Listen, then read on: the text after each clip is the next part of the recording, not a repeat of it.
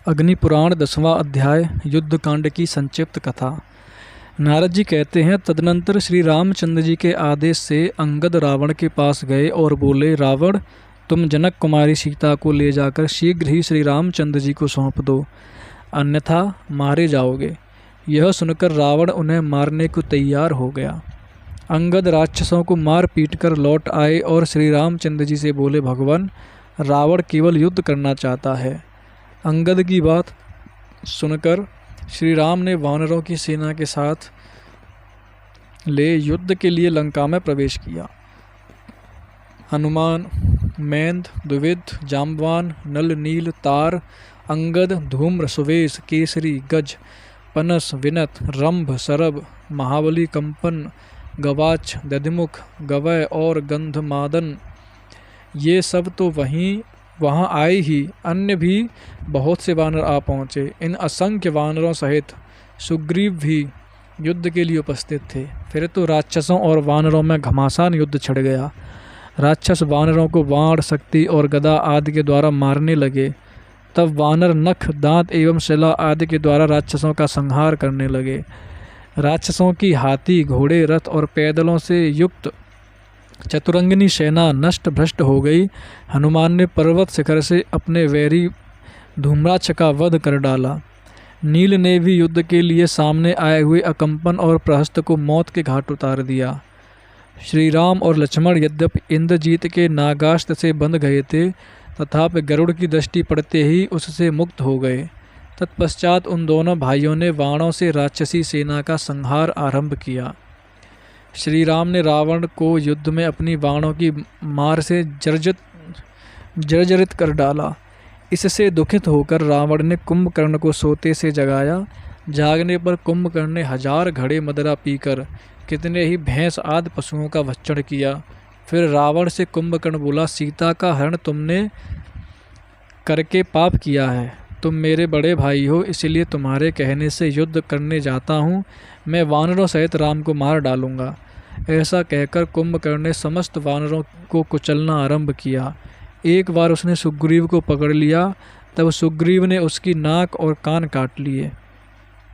नाक और कान से रहित होकर वह वानरों का भक्षण करने लगा।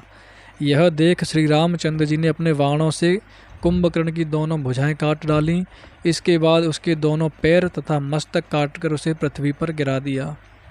तदनंतर कुंभ, निकुंभ, राक्षस, मकराज, महोदर, महापार्श, मत, राक्षस श्रेष्ठ, उन्मत्त, प्रघस, भास्कर्ण, विरूपाक्ष, देवांतक, नरांतक, त्रिशरा और अतिकाय युद्ध में कूद पड़े।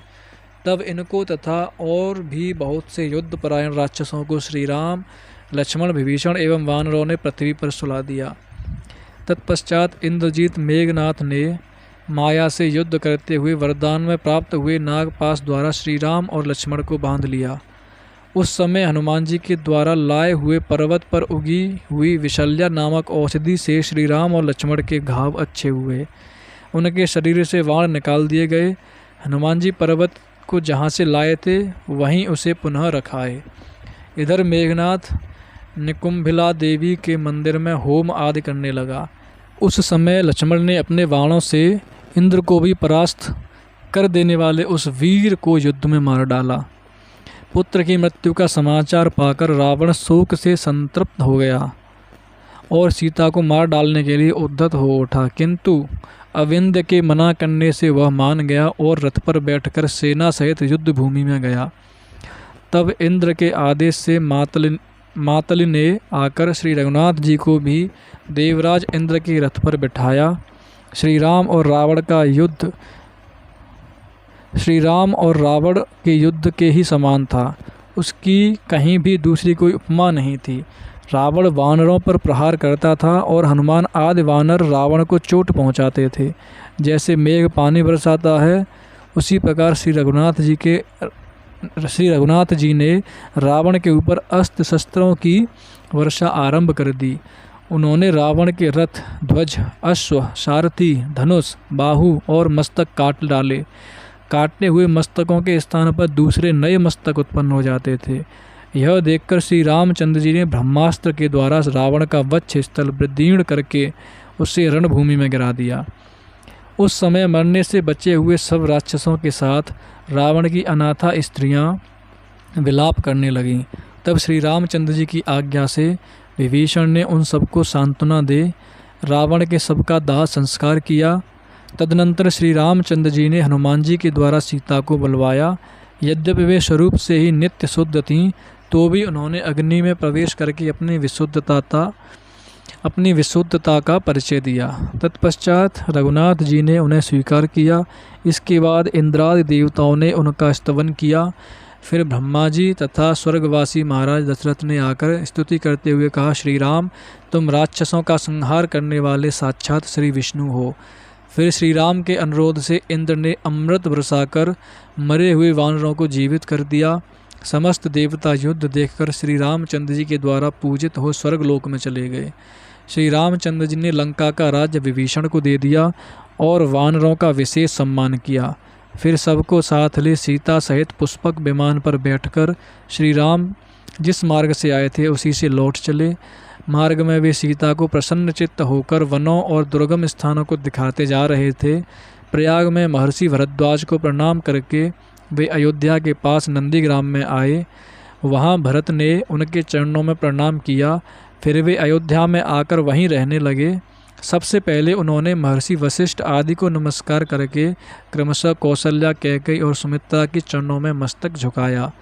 फिर राज्य ग्रहण करके ब्राह्मणों आदि का पूजन किया।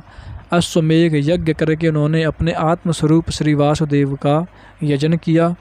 इस प्रकार के दान दिए और प्रजाजनों का पुत्रवत पालन करने लगे। उन्होंने धर्म और कामाद का भी सेवन किया था तथा वे दुष्टों को सदा दंड देते रहे। उनके राज्य में सब लोग धर्मपरायण थे तथा पृथ्वी पर सब प्रकार की खेती फली फूली रहती थी। श्री रघुनाथ जी के शासनकाल में किसी की अकाल मृत्यु भी नहीं होती थी। इस प्रकार आदि आग्नेय महापुराण में रामायण कथा के अंतर्गत युद्धकांड की कथा का वर्णन नामक 10वां अध्याय पूरा हुआ। श्री राम जय जय राम।